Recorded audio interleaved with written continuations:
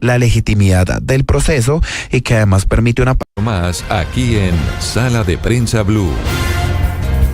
Son las 11 de la mañana, 12 minutos en Colombia. Estamos de regreso con ustedes, con nuestros oyentes que nos sintonizan a través de todas las frecuencias de Blue Radio, también a través de la señal de Noticias Caracol en vivo, que nos ven tanto en radio como en televisión, para hablar de las noticias de la semana, las que están ocurriendo en este momento. Ya comenzó, nos decía nuestro compañero Nicolás Rodríguez, el acto oficial de apertura del Día de Independencia en la ciudad de Santa Marta. Vamos a oír un poco de lo que dice el presidente Gustavo Petro en este momento allí en la ciudad de Santa Marta, que es la largada del desfile militar. Habla el presidente Petro. Diana Salcedo y su hijo Alejandro, alcalde de la ciudad de Santa Marta, Carlos Pinedo Cuello, su esposa Bleide Pérez y sus hijos, presbítero Libardo Rodríguez Jiménez, capellán de la Primera División del Ejército Nacional. Un saludo especial a toda la comunidad samaria que nos acompañan, a todo el pueblo libertario de Santa Marta que llevo en mi corazón. Señores embajadores, jefes de misiones diplomáticas acreditados en Colombia, ministra, ministros y funcionarios del gobierno nacional, congresistas de la República, oficiales generales y de insignia de las fuerzas militares y de la Policía Nacional y sus familias que fueron condecorados en el día de hoy, oficiales, suboficiales, soldados, infantes de marina, de las fuerzas militares, mandos del nivel ejecutivo y patrulleros de la Policía Nacional, medios de comunicación locales y nacionales, y en general a todas y todos los que nos acompañan en el día de hoy. 20 de julio, grito de independencia, grito de libertad, ganas democráticas, ganas en ese momento de ser una república, ganas de un pueblo. El presidente de la República en este momento encabezando esta ceremonia en Santa Marta. Ya vamos a hablar, María Camila, de lo que va a hacer en la tarde, porque la Constitución establece que el jefe del Estado debe instalar las sesiones ordinarias del Congreso de la República. Don Gabriel Cifuentes, ¿cómo le va? Juan Roberto, María Camila, muy buenos días para usted y para toda la audiencia. Bueno, escuchábamos las revelaciones de Federico Gómez Lara sobre Juliana Barrera, la joven que de manera meteórica, Juliana Guerrero, que de manera meteórica ascendió en la Casa de Nariño, una historia muy similar a la de Laura Sarabia, pero metida en unos rollos, diciendo mentiras, que iban supuestamente en un avión de la policía, en un helicóptero de la policía, a hacer una gestión secreta de paz. ¿Y qué gestión secreta de paz ni qué nada? Uno lo puede decir coloquialmente así, Gabriel. Estamos hablando de un lío enorme. Estaba haciendo gestiones para equilibrios de poder y marrullas en una universidad de Cesar. Gabriel, arranquemos por ahí. Tal vez será sin duda un escándalo que va a sonar muy duro en la semana que comienza. Así es, Juan Roberto, la investigación que revela hoy la revista Cambio es verdaderamente indignante, si se quiere asqueante, en la medida en que se devela que con bienes de uso público, con recursos públicos, personas por fuera del marco de sus funciones estarían tratando de intervenir en la prórroga del rector de la Universidad del Cesar para hacerse al botín público que ello implicaría. Y aquí hay varias aristas, Juan Roberto. Por un lado, el rol de esta funcionaria, que no se tiene muy claro el por qué esta funcionaria tan joven tiene tanto poder. Lo segundo, que es el uso de aviones y de helicópteros para propósitos distintos con los costos que ello implica. Y lo tercero, el posible entramado de corrupción o de incidencia en una universidad pública. Todo esto pinta y huele muy feo, Juan Roberto. Huele muy feo.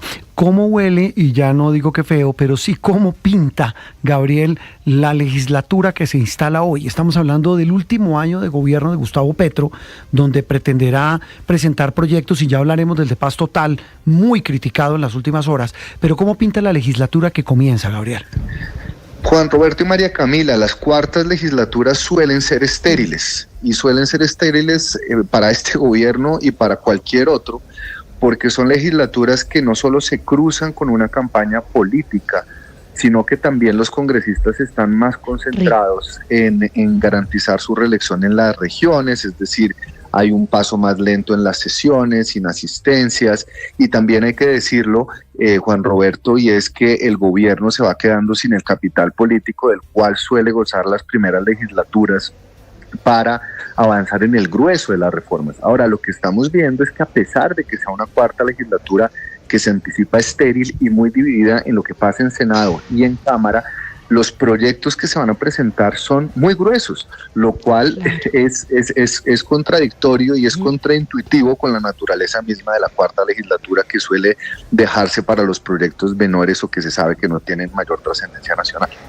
Usted dio en el palo de lo que le iba a preguntar, Gabriel, y es que este gobierno cambió esas dinámicas de que la última legislatura no es de nadie, sino de la campaña.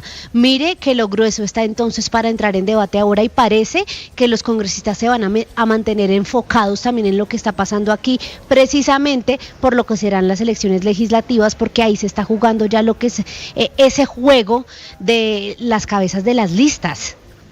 Claro, y súmele a eso, María Camila, que en las primeras legislaturas el cálculo político de los congresistas suele ser tener menos incidencia en sus decisiones, pero ahorita la posición que asuman frente a la discusión de uno o de otro proyecto o frente al apoyo o no del gobierno sí puede tener incidencia frente a sus bases.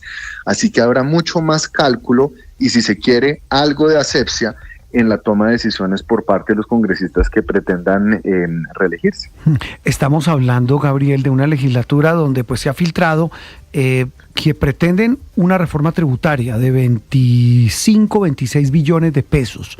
Y lo que usted dice, siendo una legislatura que habitualmente suele ser estéril, es decir, inútil, pues no pareciera viable que se apruebe esa legislatura. Pero mire las marrullas que hubo para lograr que este señor de la U quedara en la fuera, o esta tarde sea elegido como presidente de la Cámara. Es decir, estamos hablando de una cantidad de estrategias que el gobierno está haciendo, Gabriel, para tratar de mover su agenda en lo que queda de gobierno.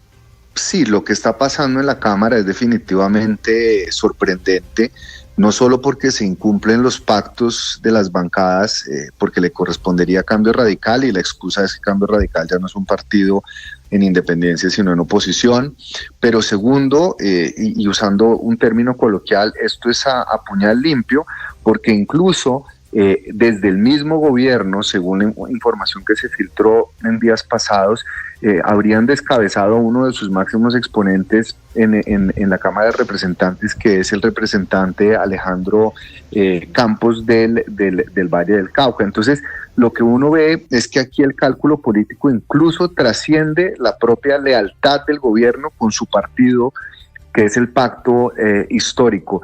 Y seguramente, Juan Roberto... Claro, Gabriel, lo interrumpo, porque estamos hablando de un señor Julián López, que es del partido de la U. El presidente y el gobierno se la juega por él en la presidencia de la Cámara, porque le resulta muy rentable, seguramente pensando en esos proyectos. Sobre todo en uno, lo interrumpo, Gabriel, que está haciendo mucho ruido hoy en la prensa, en muchos medios, que es... un apéndice de la famosa Paz Total, y es como lo han llamado una ruta jurídica para estas organizaciones criminales de alto impacto. En términos legales es eso, en términos prácticos, si estoy entendiendo, es que, María Camila, dejan libres a ampones como los que estuvieron en la tarima en Medellín, que son los jefes de las bandas criminales de Medellín y de otras organizaciones. Iván Márquez, Chiquito Malo, que está prófugo, que es el hombre que ahora maneja el Clan del Golfo, alias Pichi. Estamos hablando de criminales de una ralea enorme y de una peligrosidad enorme, Gabriel. El peligro de un proyecto como este. No, es un proyecto que no tiene ni pies ni cabeza, que no pasaría el filtro de la Corte Constitucional, que incluso podría poner en riesgo a Colombia frente a instancias internacionales como la Corte Penal Internacional si se aplicara, por ejemplo, a personas que han cometido crímenes de lesa humanidad, que además no cuenta con el apoyo ni de la Corte Suprema ni de la Defensoría, y que además, dados los tiempos y dada la coyuntura de la cuarta legislatura, se necesita demasiado capital político para convencer, no a la Cámara, que está doblegada ante el gobierno, pero al Senado, de que esto efectivamente pueda pasar. Creo que si verdaderamente hubiera un interés genuino del gobierno por sacar una ley de sometimiento, ha debido hacerlo en la primera legislatura y no ahora, donde no solo no tiene capital político, sino que es jurídicamente inviable. Además, en un ambiente político donde todos hemos visto el despelote de la paz total y la falta de futuro que tienen las 8 o 14 mesas que todavía siguen vigentes. Muchísimas preguntas. Gabriel, un abrazo. Nos vemos pronto. Juan Roberto y María Camila, nos vemos mañana muy temprano en las medidas políticas en primera emisión. Gabriel